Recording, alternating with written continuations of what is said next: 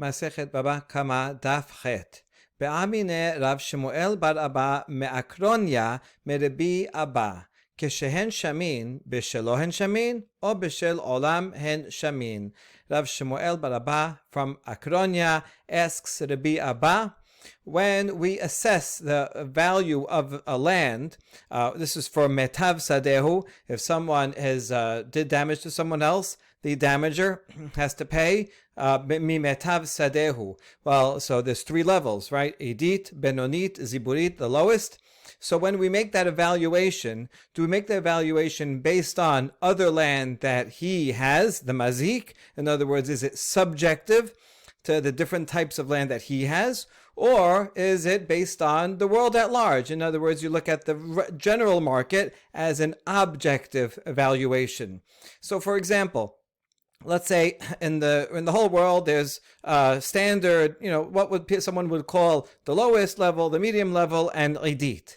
This particular guy who is a mazik, he has super good land. That's even better than the usual, right? It's like extra idit. So when he comes and he has to pay, then does he have to pay from his own best land, which is actually much better than the standard? That would be the subjective bishelo. Or does he say, listen, this is like super good, but I have to pay only the idit of the general world, the objective universal standard, which would be lower for him? That's the question. And so now we analyze for the answer is it was dependent. So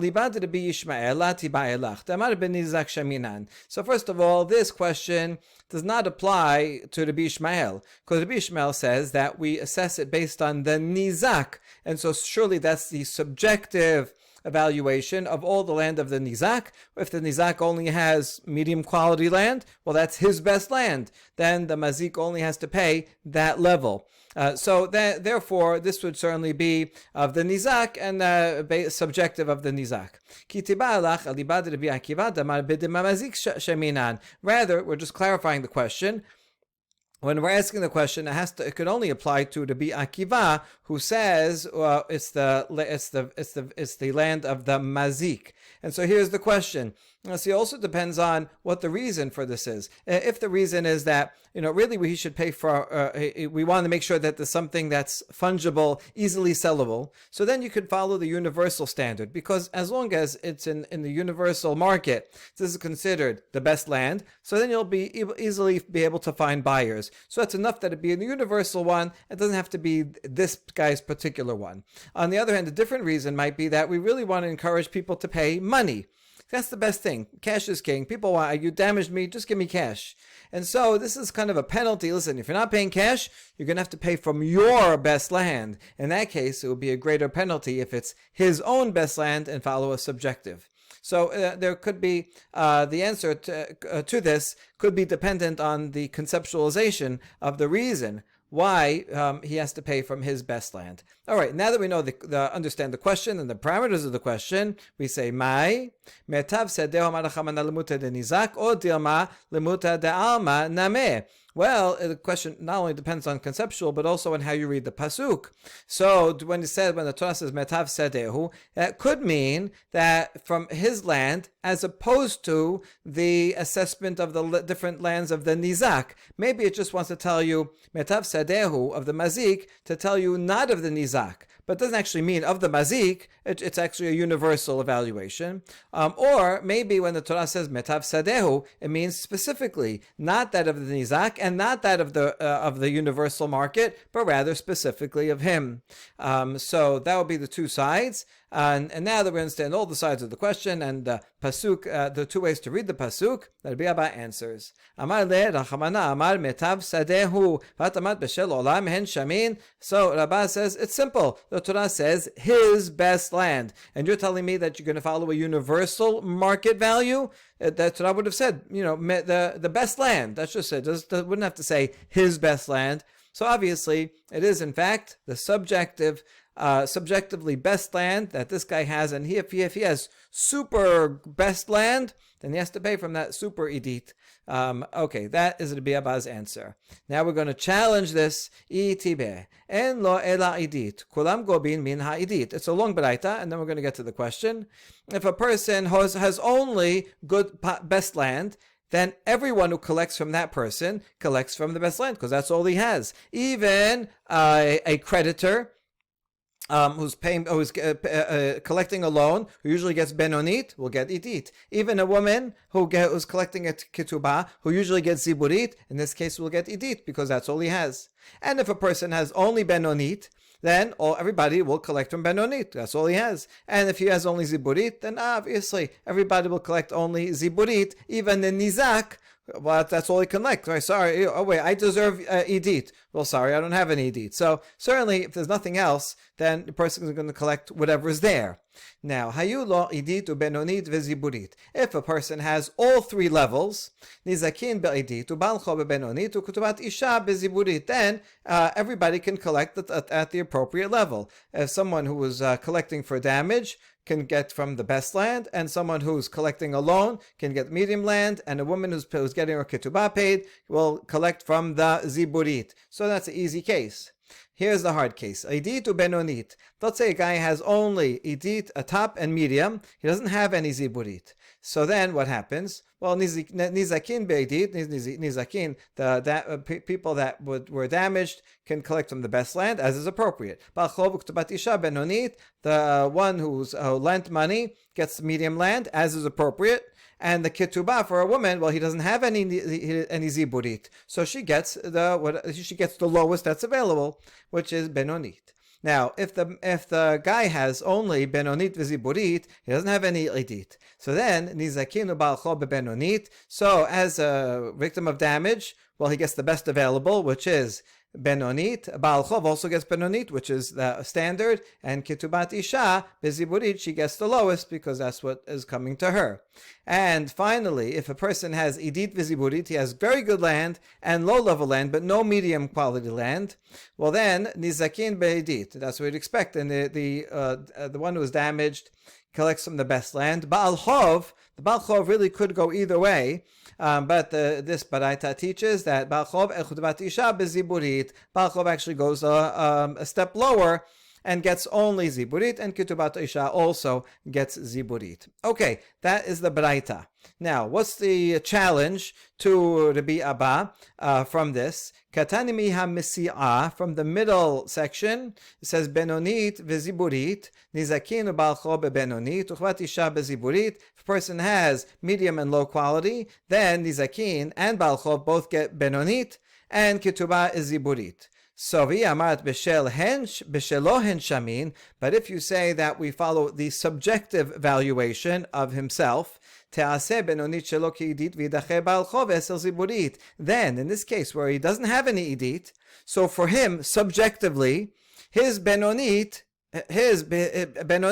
is in fact his idit, right? The benonit, which on a universal standard this land would be called benonit, but for him that's the best he has, so that should be called idit, and therefore the nizakin will collect from that.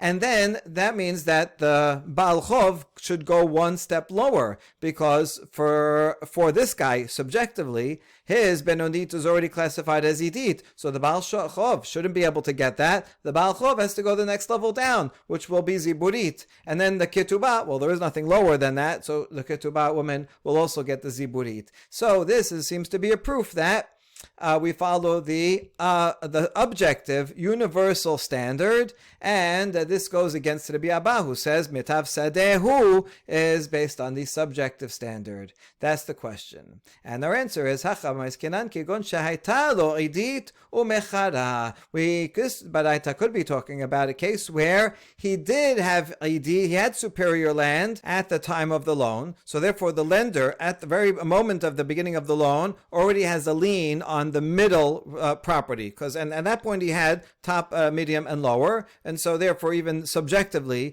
the benonit is also his benonit. So he already has a lien on that land. Later on, the borrower sold the idit land, so he doesn't have, that's not in the picture anymore. And then he has to pay someone for damages. So at that point, as we assess, we see that, well, the best land that you have, right, we do follow subjective, is the benonit. Okay, fine, you'll pay with the benonit. Now, but the Baal Chov, he doesn't go a step lower, because at the time that he got his lien on the land, the lender had best quality. So he already has a lien on the middle quality. So therefore, both the Nizakin and the Baal Chov can both collect from the Benonit here. But you're right, if it was a case where he did not originally have Idit, then you're right. Then we would follow a subjective, and the Nizak would get the idit, and the Baal Chov would get the ziburit. Okay, so that's the answer. Rav Chisda confirmed this response, that this Baraita is talking about where he once had idit, but then he sold it. And in fact, this reading is not, we're not just pushing ourselves back into it to answer a question on behalf of Rabbi Abba, but actually makes sense that this is the best reading of this Baraita. Because we have another Baraita that says differently. Medikatani achariti, benonit veziburit, nizakin bebenonit, bal chov uktubat isha beziburit, kashyana hadadeh. Another Baraita says, the same case, if you have, someone has medium quality and lowest quality, then the nizak gets the benonit, because that's his best, and then Baal Chov and Kitubat Isha go a lower level. And now this Baraita actually seems to prove the subjective evaluation, right? This is what we were expecting. Now we have a problem, because we have a Baraita that says this, and the first is the second Baraita. The first Baraita said that no, the Baal Chov gets benonit also, and so we have a contradiction between Baraitot. How could we solve this? And it's easy to solve once we have this answer that Rav Chisda and previously what we answered. אלא לאו שמאמינה כאן שהייתה לו עדית ומחרה, כאן שלא הייתה לו עדית ומחרה. In fact, the Baraitot are not contradictory. The first one is talking about a case where he had idit and then he sold it. So for him, that's why the Baal Chov gets the benonit, because at that time the benonit, objective benonit, was also the subjective benonit, because he had idit at the time, and then he sold it, and so now, so he continues to have a right to it. Whereas the second Baraita is where he did not have idit, he never had idit, and therefore the Baal Chov comes along, and all he deserves is medium quality. So medium quality is dependent on all the things that he has. He has objective benonit, but that is his idit. So that his benonit will go to the nizak, and the Baal Chov will only get the ziburit. And so you see that it makes a lot of sense. Now, this is one way to respond to the two Baraitot, but there are also other ways that we can reconcile these two Baraitot. Maybe in fact both are not talking about that he never had idit and sold it, because the Baraitot don't say anything about it.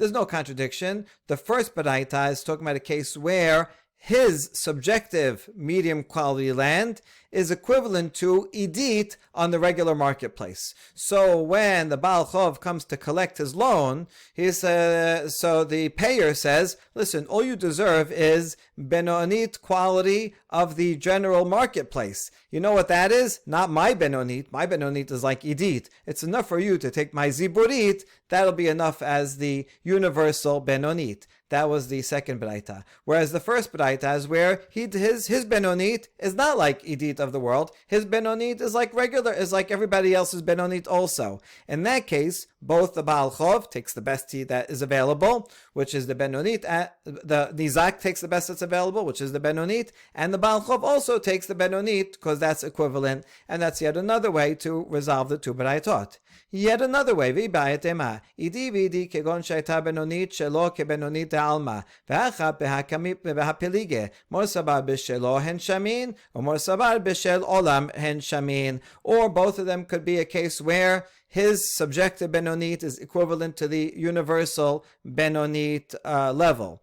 And this is the following is the machloket. It's actually about the very question that we started with. The second Baraita says that for when you're paying a nizak, you use the subjective evaluation. Metav sadehu, which is what Rabbi Abba said, and that was Rabbi Abba's opinion. And so Rabbi Abba can find support in this baraita. That's why the Baal Chov gets the Benonit, and because it's subjective, because his Benonit, his Benonit is actually his idit, right? He only has his universal Benonit. His land, his best land, which is idit to him, is Benonit to everybody else. Once that is classified as his idit, so then the Baal Chov has to get a level lower. That explains the second baraita, and that would be in accordance with Rabbi Abba that says it's a universal standard, whereas the first baraita is actually incompatible with Rabbi Abba. That's the one we asked him about him in the first place. He found a way to answer it, but we could say that the two baraitot are actually conflicting. See here, it doesn't say la kashya. According to this, it's actually kashya. These two baraitot are on different sides of the issue, and the first one says we follow universal standard. Because we follow universal standard, so the nizak, there's only Benonit. So the Nizak will get the best available. So that's the Benonit. And the Baal Chov also gets Benonit because we're still following a universal standard. And therefore, his Benonit, just because that's the best he has, doesn't make his Benonit Edit, right? It's just only because there's nothing else that the Nizak can take. So the Nizak and the Baal Chov both take the Benonit. Okay, so that's a third explanation. And now we have yet another one. Ravina Amar, B'de'ula Pelige. These two baraitot actually not arguing on that what we talked about above, but they're arguing about the statement of ula. Damar ula. Devar Torah Baal Chov beziburit. Shenemar bachutz ta'amod va'ish asher ata noshe bo yosi elechet ha'abot achutz amad darko shel adam losi lachutz pachutz shebakelim. Uma tam amru Baal Chov benonit kedei shelo tinol delet bifnei lovin. So these two baraitot are actually arguing about a statement of ula, even though the baraitot are obviously Tanaitic and earlier than ula, who's an early Amorah. And nevertheless, he says that the two baraitot are surrounding this question of whether they follow Ula's statement or not. Ula said, according to the Oraita, the letter of the law, a creditor can only collect from the lowest land. How do you know? Because it says when a creditor comes to take a guarantee of his loan, he can't barge inside the lender's house, the borrower's house, and take whatever he wants. But rather, the lender has to stay outside, and the borrower can go and bring him a collateral outside. Now, what is a person generally going to bring outside? He's going to bring the cheapest item that he has. He's not going to take out his most expensive vase. He's going to take some cheap item and take it out. In other words, that would be the equivalent of ziburit. So therefore, we learn from here that on Doraita level, he can pay back from the lowest quality stuff, and if it was land, that would be ziburit.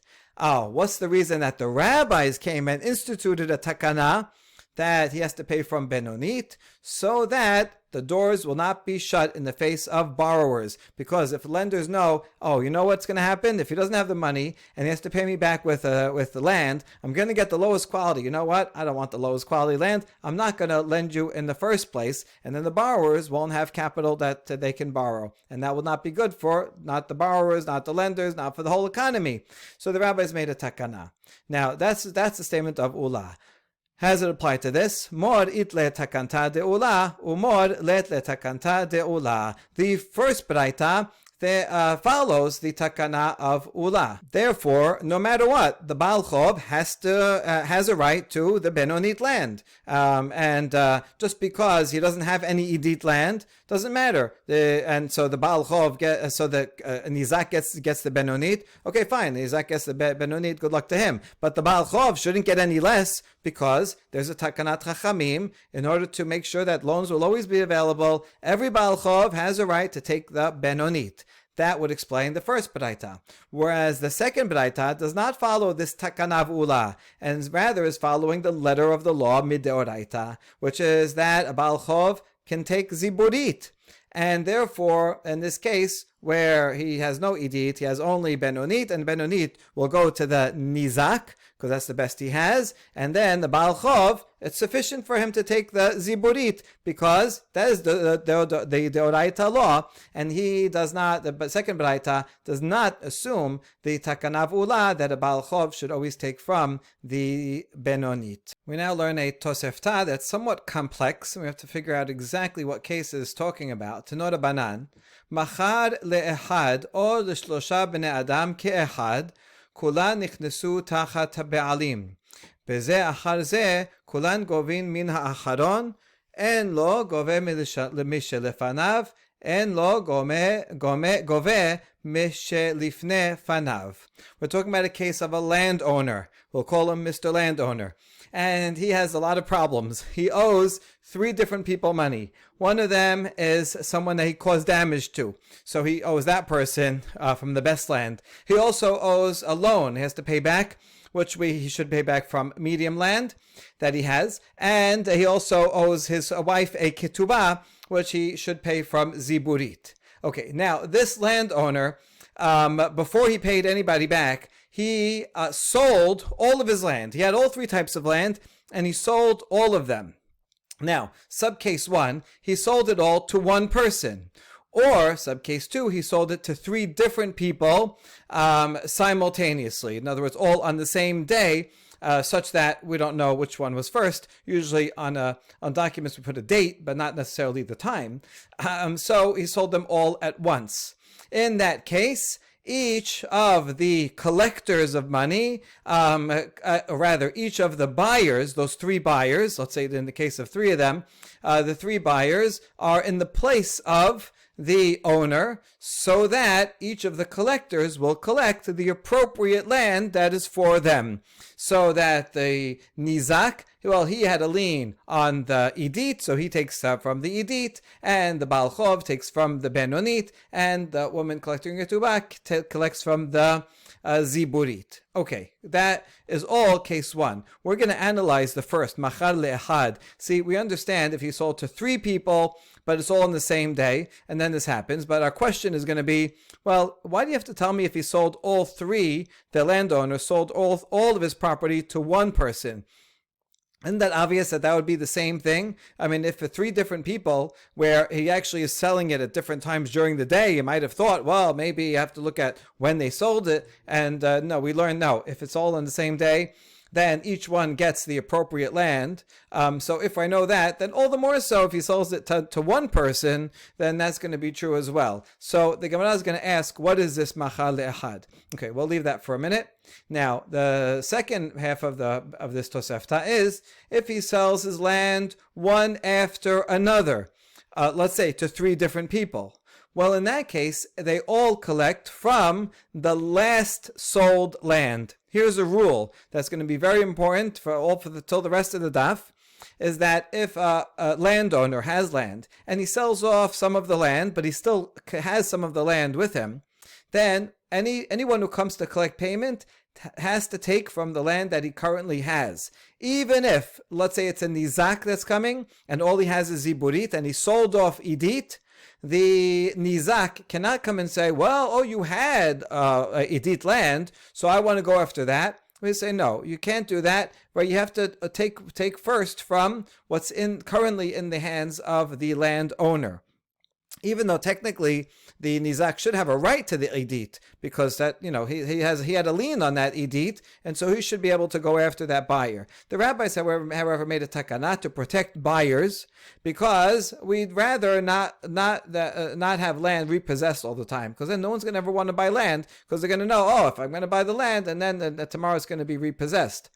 So therefore, the rabbi said, listen, as long as the landowner has some land, he has to use that to pay. And sorry, Nizakai, you're only going to get whatever benonit or ziburit, whatever is left.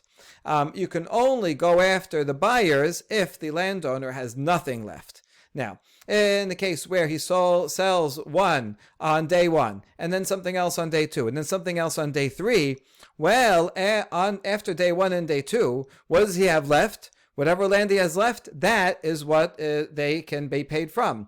Therefore, since he sold that land on the third day, all of these creditors, all right, all of these people that are owed money, can only go after the last buyer.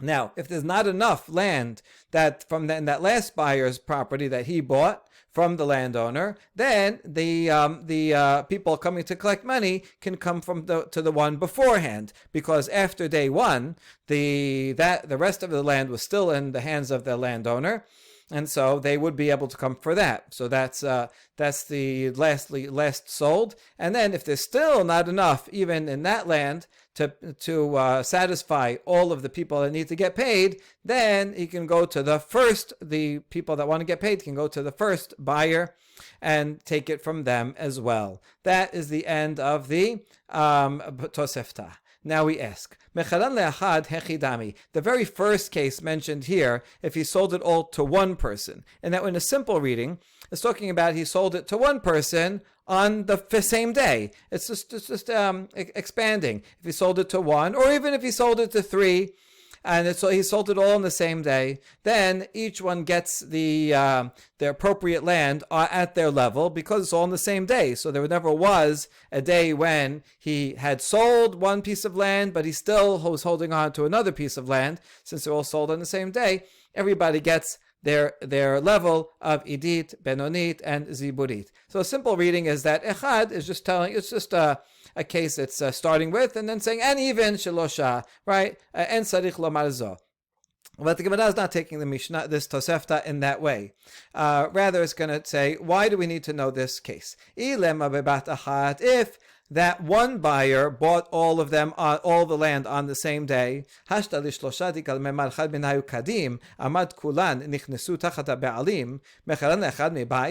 then this case is not necessary. If I know that for three different buyers on the same day, where you might have thought, well, one of them maybe was in the morning, and one of them this afternoon, and the other one was later in the day.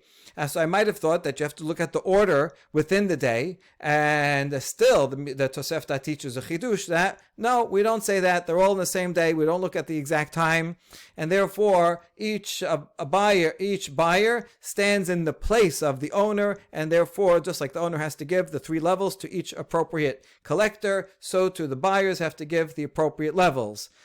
So if I know that for three different people, all the more so if it's one person that bought it all at the same time, obviously that one buyer would have to give each person the level that they deserve. So that can't be the case because it would be too obvious. Rather, so we're reading the Tosefta in a curious way. We're saying that the machal le'echad is a case where this one buyer bought part today, part tomorrow, and part the next day. And then that's all one case. And then there's three people that bought it at once. And in both of those cases, even for the one person that buys it on 3 different days, he has to give to each collector the appropriate level, which is different from 3 different people that buy it on 3 different days, where we go to the last guy that bought it, has to give up whatever it is first, and then the one before, and then the one before. So it's got to be talking about that, because that's the only case where it would be a chidush.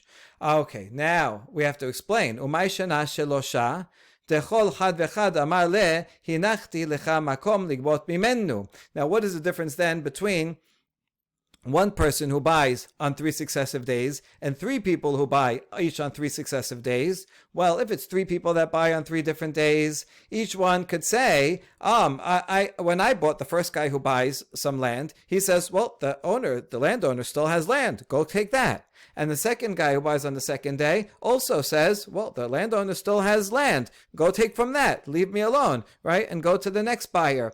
And that explains the law in Esefah. But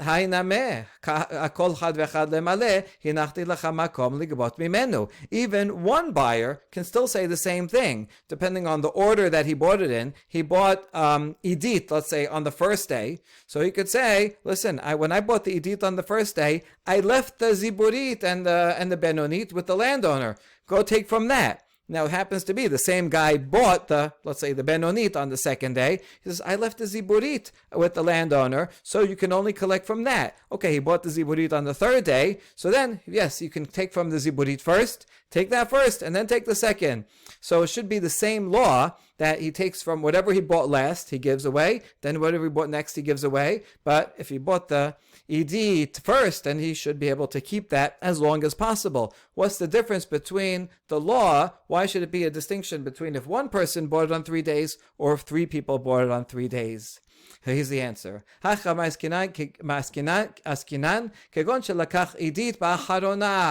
we're only talking about a case where he bought the edit on the last day. Rav Shashat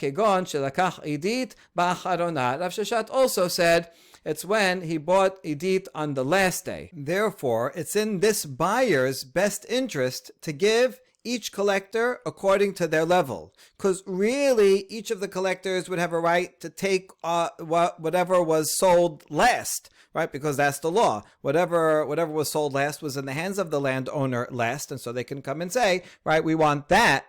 So this buyer, since he's the same person, he bought on all 3 days. He's like, I don't want to give up all my edit. I'll give my edit to the nizak. He can take that. And then the creditor who had a loan, let him take from benonit, and my ex-wife, she can take from ziburit, and that'll be fine. Whereas if it's 3 different people, so then they're not interested in protecting each other. In that case, whoever bought last will have to give up everything he bought, and if that third guy that bought last was edit, then he'll have to give up all his edit to no matter who comes to collect. And then the next guy will have to give up everything he has as well. And so now we understand the distinction between the first case and the third and the last case in the Mishnah. The first case of a single buyer who is on 3 different days versus 3 different buyers on 3 different days. A single buyer who bought on 3 different days, he can give each according to their level because he owns all of it. And so especially and only when it's the edit on the last day, then he says, okay, you take the edit, but the other guys, no, you take the benonit, you take the ziburit. Now we ask, hold on, if the single buyer bought the edit on the last day, then in fact everybody should come in to have a claim. They have a rightful claim. They can come in and all say, we want to collect from whatever was in the hands of the landowner last. We have a right to that. And so even his ex-wife will come and say, oh, what did he have last? The edit? I want the edit, and she can go and recollect that from the buyer. So why don't they all pay edit? In other words, in fact, make this one guy who bought all 3 similar to the law of the 3 different buyers, that whatever was last, that's what you collect from. And if you're saying edit was last, let them collect from that. And the answer is because the buyer can have this brilliant solution. Well, listen to this. Mishum damar lehu. Shatkitu v'shaklitu kedinaichu shaklitu. The buyer can say, listen, if you are all quiet and don't make this claim and take whatever is coming to you, each according to your appropriate level, then you'll take it and you'll be okay. I'll compromise with you, because if you don't, I have a weapon up my sleeve. If not,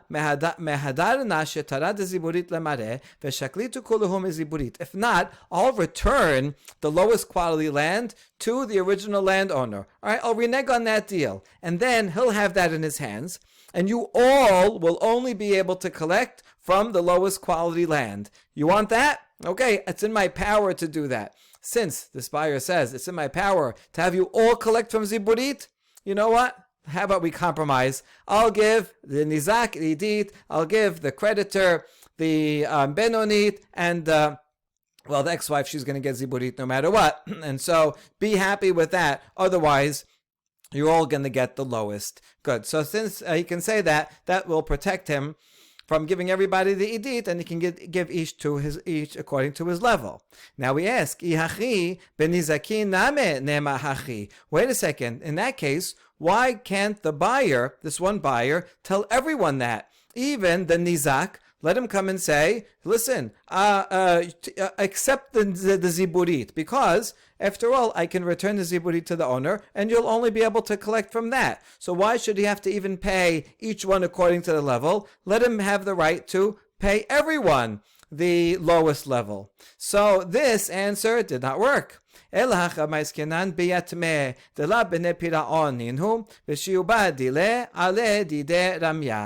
be that we're talking about a case where the original landowner died, and so his kids inherited. Now the law is that the inheritors are not themselves obligated to repay a loan.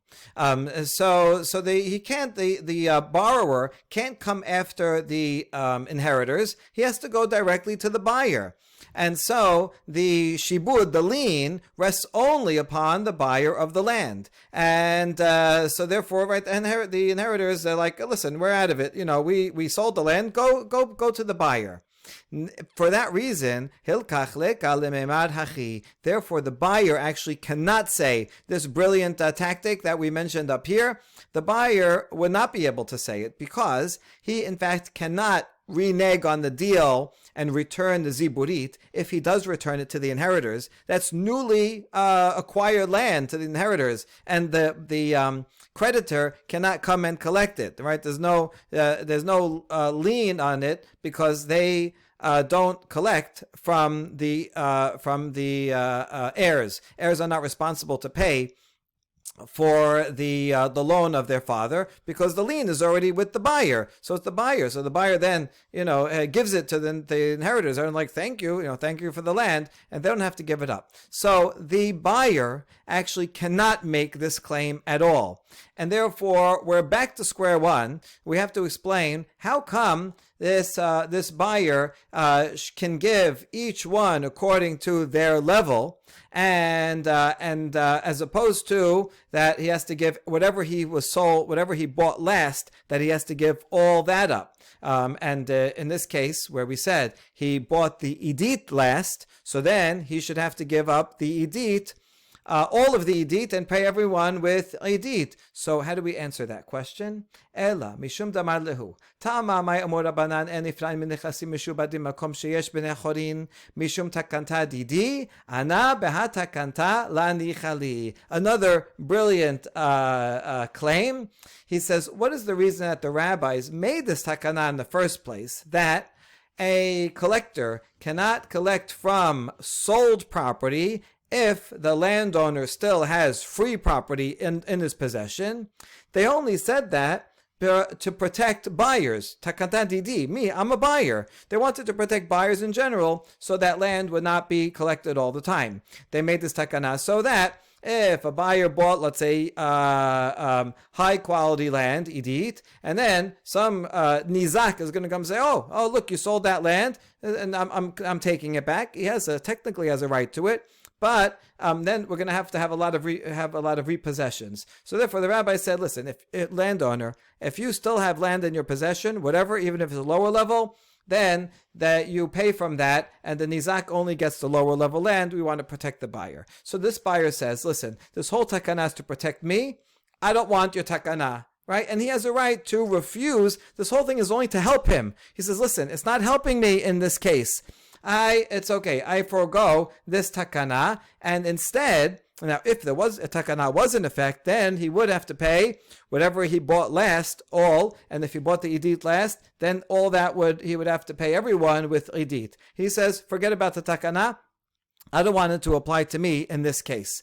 And therefore, whatever was last in the hands of the landowner is not necessarily what they can claim. Each one goes back to the original Doraita law, which is they can only claim what they have a right to collect. And so there's the ex-wife of the landowner comes to the buyer and said, "Oh, you're collecting a ketubah? Well, you deserve only a ziburit, even though that's what I bought first. Here, I'll pay you ziburit. I'll pay the creditor the benonit, and I'll pay the nizak the idit." And so because he's a buyer, he can say all that.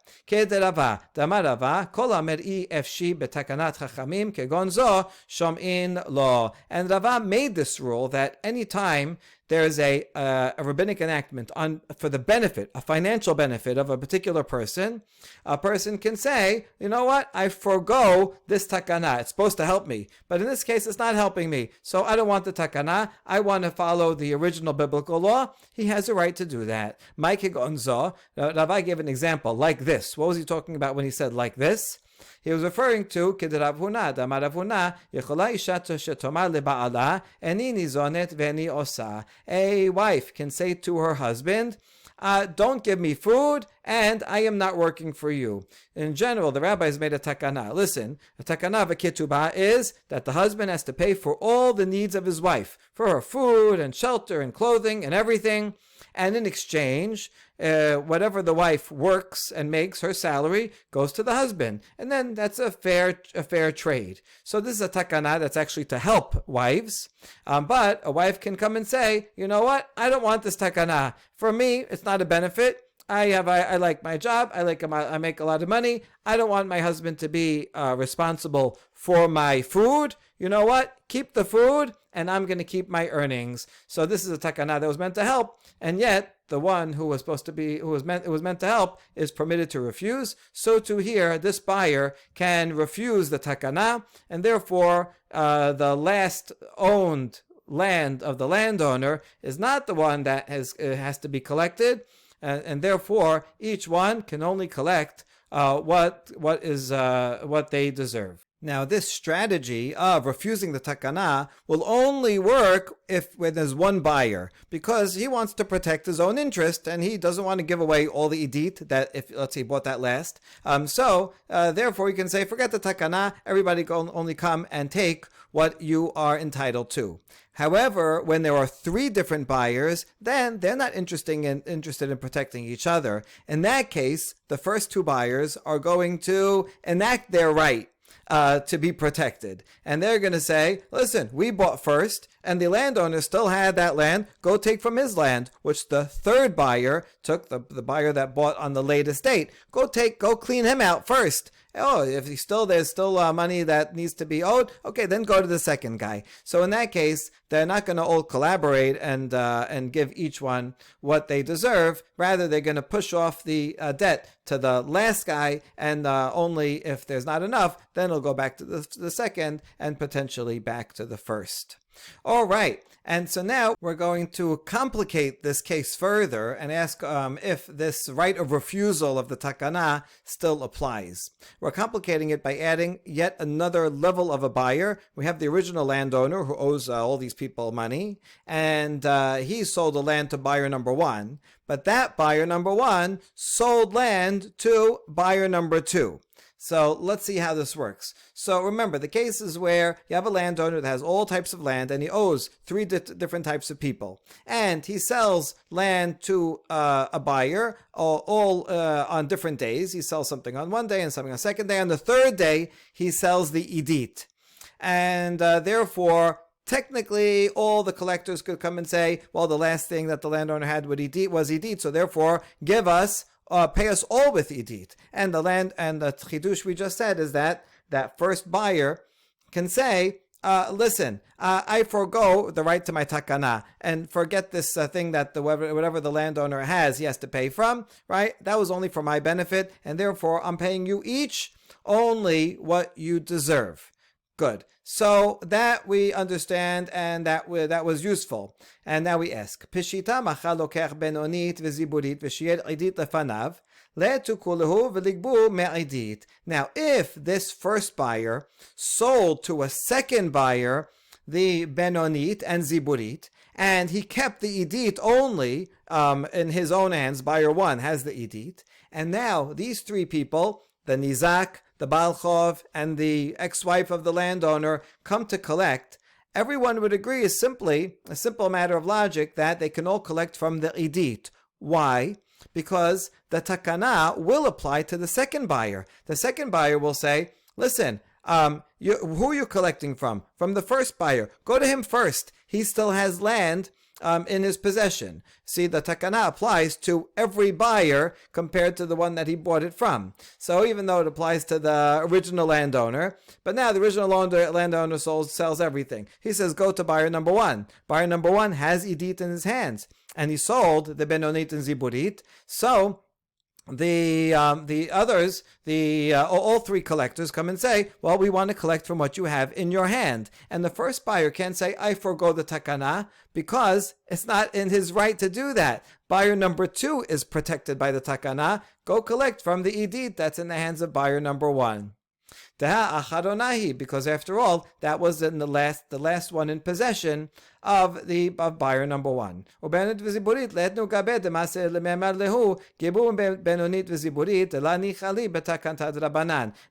1 does not have the benonit and ziburit in his hands that he could say, go and collect from benonit, the Baal Chov, and ziburit to the woman, to the ex-wife, because I don't care. I don't want the takana of Chachamim. It was only meant to protect me, and so I don't want. He can't say that because that they're not in his hands. It's in the hands of buyer number 2, and the buyer number 2 says, I want the takana because I want to be protected, and go take it from the idit that was last in the hands of buyer number 1. So that's a simple case. Here's the more complicated case. What if buyer number 1, he bought from the landowner, he bought the idit last, but then he sold the idit first to buyer number 2, and he held on to the benonit and ziburit after that. In that case, what would be the law? Can he say, listen, well, all you have to take from the you both take from the benonit and ziburit, or can those guys go and collect from the idit, because the idit was in the hands of the landowner last, and so they can come and say, well, the landowner had the idit last, so we want that. Where is it? It was sold twice? I don't care. We want to go get it. Or once it was sold twice, they can only go after the buyer, and the buyer number 1 has benodit and ziburit, and so they can't go after the idit. What is the law? Savar Abaye lememad atuku lehu gabu me'idit. Abaye at first thought to say, in fact, they can all go and collect from idit, since the landowner had idit last, so they have a lien on the idit, and they can follow that lien to buyer number 1, and even though buyer number 1 sold it first to buyer number 2, they say, we still want that. They hold on to that lien because that was last in the possession of the landowner. That is Abaye's position. However, Amar le Rava disagrees, and he told Abaye the following argument: Ma machar rishon lasheni kol zechut shetavo liyado. The first buyer sells to the second buyer not only the land, but he also sells any rights that he has to the land. And so just like the first buyer has a right to refuse the takana, and by refusing the takana, he could say, you each only collect what you have, what's appropriate to you. So he sells that right also to the second buyer. And so here's the logic. If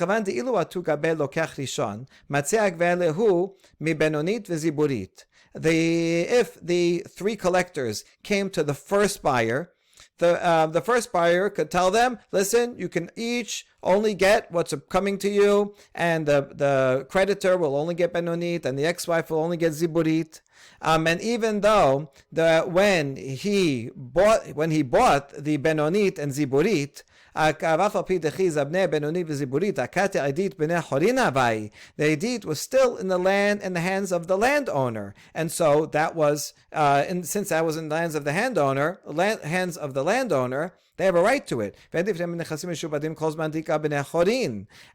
the collectors have a right to collect from that bnei chorin, and don't and not a right to go after the first buyer, that you don't pay the collectors from sold property as long as you have free property and the landowner had idit last in his hands. So technically, they all should be able to go after the idit that was sold last. Nevertheless, buyer number 1 can say, the whole takana is to benefit buyers. I don't want the takana. Forget about this whole thing that whatever is last in his hands. Right now, I own all the land, and so it's in my rights to say, I'll give you each according to your appropriate level. Buyer number 1, we already established, has that right. And Rav's Chidush is that right gets transferred over with the sale of the land. Lokeach sheni name maseh amar lehu gabe benonit v'ziburit. The second buyer also has a right to tell the creditor, take medium land, tell the ex-wife, take the lowest land. Dechi zavin lokeach sheni adata dekol zechuta davala l'rishon begava zavin. Because when the second buyer buys the land, it's with the understanding that he's also acquiring all of the rights that the first guy had. And since the first buyer had the right to refuse the takana, so too the second guy has the right to refuse the takana and say, I don't want that protection, and therefore you can't go after the edit, follow the edit wherever it is. I have the right also to say, take whatever, only the land that is appropriate to you. Rava now adds a related law. Reuven shemachar kol sedotav l'Shimon. Reuven had lots of different types of land, and he sells all of his land to Shimon. Ve'alach Shimon umachar sadeh echat Levi. And Shimon sells one of the fields to one type of field to Levi. Uba ba'al chov de Reuven. Now in the meantime, Reuven owed someone money, a creditor. That creditor comes to collect his money. Reuven has no land, so he says, sorry, I have no land. Go to the buyers of the land, because you have a lien on it. So then, rasa mize gobe, velamaran ela dizban benonit. Then that creditor, he can go either to Shimon's land and take from that, or he can even go to Levi's land, because after all, that originally belonged to Reuven. So the creditor had a lien on all of Reuven's land, and now that is in buyer number 1 and buyer number 2. Now they have names, Shimon and Levi, so he can collect from anyone that he wants. However, he can only do that if Levi bought Benonit land, because creditors for a loan can only buy Benonit. And so in that case, if Shimon, let's say he sold his Benonit to Levi, so he can go after the Benonit of Levi. Or if he wants, he can say, you know what, Shimon, what do you have? Ziburit? All right, I'll take Ziburit. I don't want to bother going after Levi. So it's his choice. He can follow the Benonit even to the second buyer. אבל זבן עידית וזיבורית לה, תאמר להכי דייקה וזבני עידית וזיבורית, ערה דלה חזיה לך. But if Levi bought either Idit, best land, or Ziburit, lowest land, then the creditor cannot go after Levi's land, because Levi can say, I was careful to buy only Idit or only Ziburit. That is not fit for a creditor. I knew that you had a loan out, and that if you collected, you would be able to collect from Benonit. So Levi says, I stayed away from the Benonit. So you go and collect from the Benonit that Shimon has, and leave me alone. And so he has a right to do that. ואפילו זבן בינונית נמה, למרן אלא דלה שיער בינונית דחבטה, דלה מעשה אמר לה, הנחתי לך מקום לגבי שמעון. אבל שיער בינונית דחבטה לגבי שמעון, לגבי מיני.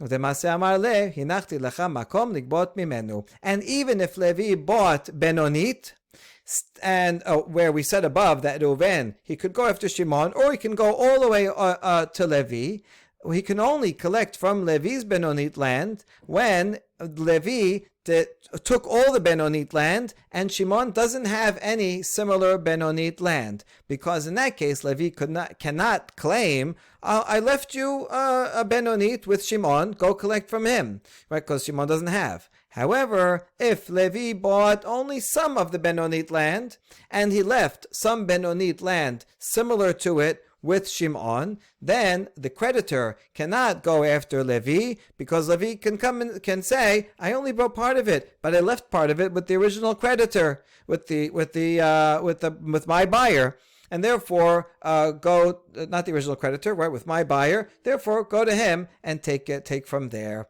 So that's Rava's additional law. Abaye too adds another related ruling.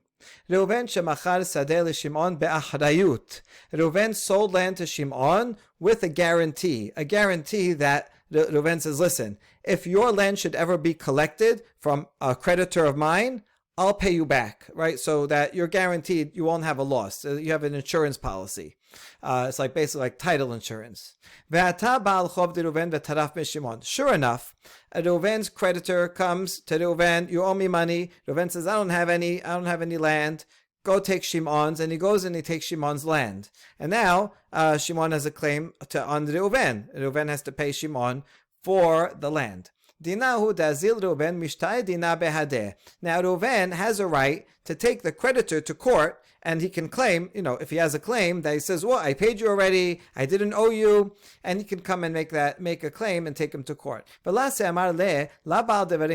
the creditor cannot say, I'm not answerable to you, I have no claim against you, my claim is with Shimon, right? I took his field. If he has a claim, let him come to court. Right, he's the party in the deal. You're already out of the picture. No, the creditor cannot say that. Because Reuven can say, no, since you took the field from Shimon, he's going to come after me and I have to pay him back. So I am party to the deal, therefore I have a legal right to come to court and make a claim that you were not owed money in the first place. That's one version. Vika de amre, afilu shelo ba'achrayut name, tamar le la nichali letehevet l'shimon taromet alai. And some say that this law is true, that Reuven can take the creditor to court, even if he sold the land to Shimon without a guarantee. In which case, Reuven would not have to pay Shimon back. Buyer beware, buy at your own risk. If it's collected, it's not my problem. Even in that case, Reuven has a right to take the creditor to court to make a claim, because he can say, I don't want Shimon to have a grievance against me. Even though legally I don't have to pay him back, Shimon's going to be upset at me forever, right? I paid him, I sold him land, and he paid me for the land. His land was taken away, so Shimon is totally out. Shimon's going to be very upset that he lost his land, and I don't want Shimon to have a grudge against me. Therefore, I am party to this deal, and I can take the creditor, the creditor, to court and make a claim that it was not within your right to collect that field of Shimon. Baruch Adonai Leolam, Amen v'Amen.